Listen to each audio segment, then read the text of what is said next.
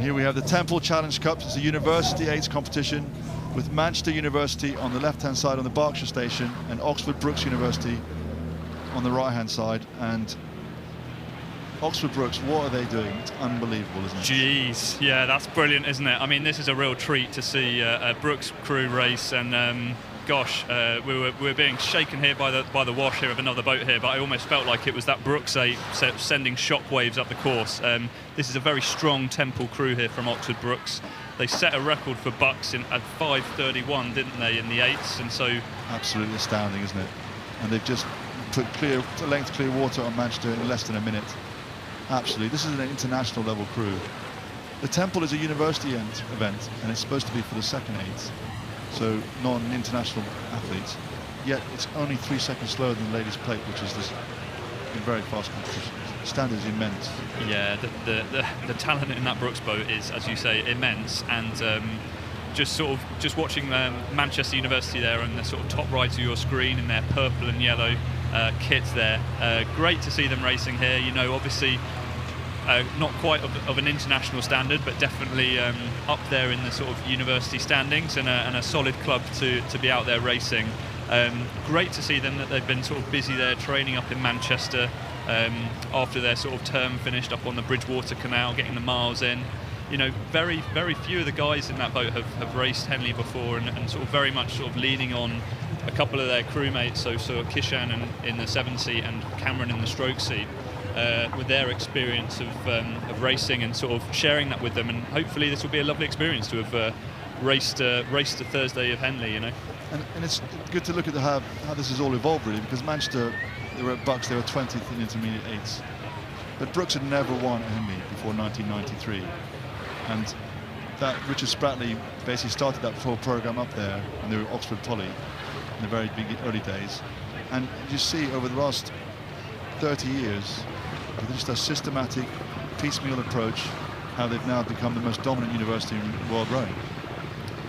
Yeah, they've built some solid foundations over the years, haven't they? And now they've created a system, sort of an environment that's just creates champions, doesn't it? And again, we were treated to that sort of Eton College rowing, but this again is another level, isn't it? This is very relaxed here. Lots of amazing power going down, and then super relaxed recovery. Isn't that one of the difficulties in rowing, for people to really understand the amount of power these guys are producing? Because they row so well, it's just invisible, isn't it? Yeah, it's deceptive, isn't it? It's one of those things in lots of sports. You sort of you're struggling as to like how are they doing that? You know, like I don't understand, but it's a sort of it's a bit like poker, isn't it? You know, they're not quite showing their hand as how much they're actually putting down there, but they're obviously putting down a lot, because they're sort of comfortably walking away there from Manchester.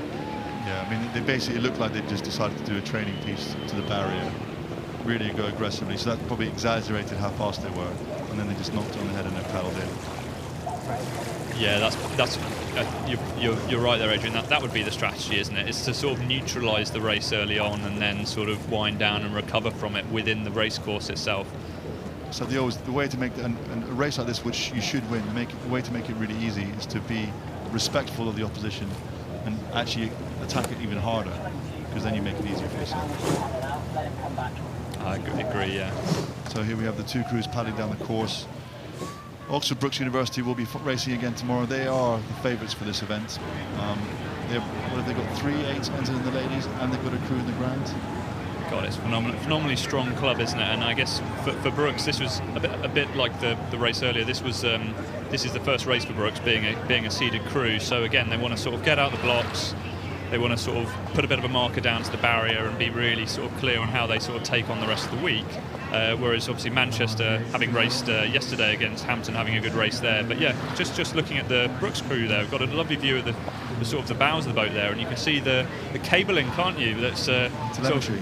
As us nerds, Adrian, we're instantly sort of computing numbers and imagining all the wonderful data that's coming off of that boat there. Yeah, because Brookes they have all their boats set up with this, and they train to power, which is what the cycling world does. So they know what power these athletes are delivering in every training session, and they can monitor whether they're training at the right intensity.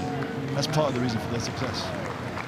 Exactly, it's a scientific approach to it, isn't it? And I think Well, I don't know about you, Adrian, but as much as I enjoy watching the rowing, I would also enjoy, mulling over the data and producing some graphs and graphics for these guys, which I'm sure they'll have one of their support team doing later on today. Yeah, I'm sure once they come off the water, it'll all be written down.